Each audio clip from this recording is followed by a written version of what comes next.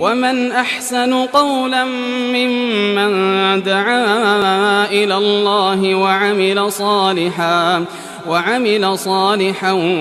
وقال إنني من المسلمين. المكتب التعاوني للدعوة والإرشاد وتوعية الجاليات بأبها. السلام عليكم ورحمة الله وبركاته. الحمد لله رب العالمين والصلاة والسلام على أشرف الأنبياء والمرسلين نبينا محمد وعلى آله وصحبه أجمعين أما بعد. محترم سامعین کرام، آج کی اس درس میں میں جس موضوع کے تحت آپ حضرات کے سامنے کچھ بولنے کی جسارت کر رہا ہوں وہ ہے کلمہ لا الہ الا اللہ اور اس کی شرطیں۔ کلمہ لا الہ الا اللہ کلمہ توحید ہے، یہی اسلام کی اساس ہے۔ اس کے اقرار کے بغیر کوئی شخص مومن نہیں ہو سکتا، اور عمل بھی اس کے اقرار کے بغیر قابل قبول نہیں ہوتا۔ لا الہ الا اللہ کا معنی ہے نہیں ہے کوئی معبود برحق سوائے اللہ کے۔ لا الہ الا اللہ کو کلمہ توحید کہتے ہیں۔ اس کے دو جز ہیں۔ پہلے لا الہ نہیں ہے کوئی معبود، یعنی ہر چیز کی عبادت کا انکار، یہ شرک کا انکار ہے۔ دوسرا جز الا اللہ، سوائے اللہ کے، یعنی ہر قسم کی عبادت کو صرف اللہ رب العالمین کے لیے خاص کرنا، یہ توحید کا اقرار ہے۔ کلمہ لا الہ الا اللہ کا اقرار اس کے شروط کے مطابق ہونا ضروری ہے۔ اس کے بغیر کلمہ کا اقرار بے سود ہے۔ اور کلمہ لا الہ الا اللہ کی 8 شرطیں ہیں۔ سب سے پہلی شرط علم، یعنی کلمہ لا الہ الا اللہ کا علم حاصل کرنا اور جہالت سے بالکل دور رہنا، بعید طور کے اللہ کے علاوہ کسی دوسرے کے معبود برحق ہونے کی نفی کرنا، اور صرف ایک اللہ کے لیے معبود برحق ہونے کو ثابت کرنا۔ اللہ رب العالمین کا فرمان ہے فَاعْلَمْ أَنَّهُ لَا إِلَهَ إِلَّا اللَّهُ، بس تم اس بات کو اچھی طرح جان لو کہ اللہ کے علاوہ کوئی حقیقی معبود نہیں ہے۔ دوسری شرط یقین، یعنی اس کلمہ کے معنی مفہوم پر پختہ یقین رکھنا اور شک و شبہات سے بالکل دور رہنا۔ اللہ رب العالمین کا فرمان ہے انما المؤمنون الذین آمنوا باللہ ورسولہ ثم لم یرتابوا، کہ مومن تو وہ ہیں جو اللہ پر، اس کے رسول صلی اللہ علیہ وسلم پر پکا ایمان رکھیں، پھر شک نہ کریں۔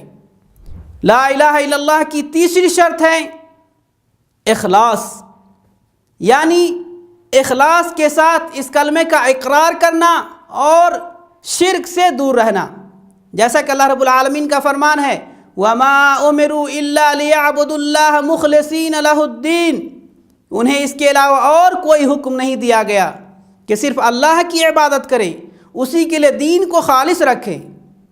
اور چوتھی شرط ہے محبت، یعنی اس کلمہ طیبہ سے محبت ہو، اور جس چیز پر یہ کلمہ دلالت کرے اور جو اس کلمہ کا مقتضا ہو اس سے محبت ہو، نیز اس کلمہ پر عمل کرنے والے اور اس کی تمام شرطوں پر بالالتزام پابندی کرنے والوں سے بھی محبت ہو، اور جو چیزیں اس کلمہ کو توڑنے والی ہیں ان تمام سے بغض اور نفرت ہو۔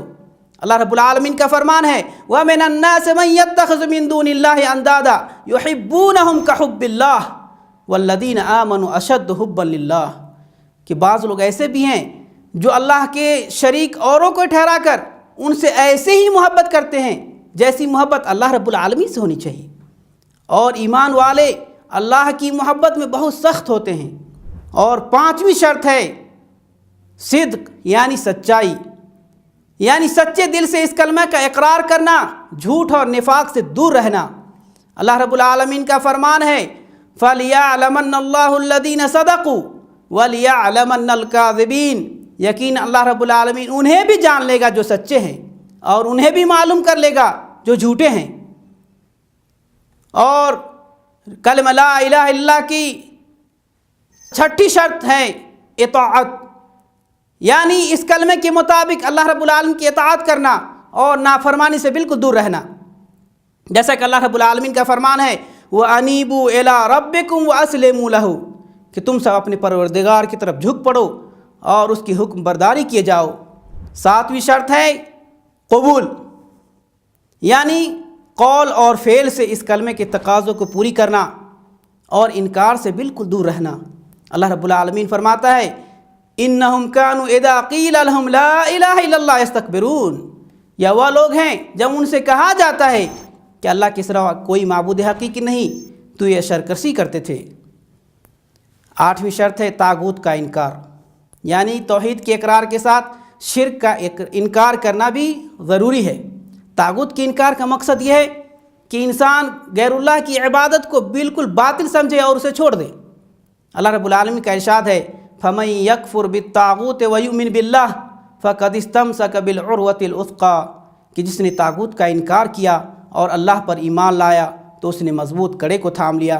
اللہ رب العالمین سے دعا ہے کہ اللہ رب العالمین ہم سب کو کلمہ لا الہ الا اللہ کے معنی مفہوم کو سمجھنے اور اس کے تقاضے کے مطابق عمل کرنے کی توفیق عطا فرمائے، آمین۔ وآخر الدعوانا ان الحمد للہ رب العالمین، والسلام علیکم ورحمۃ اللہ وبرکاتہ۔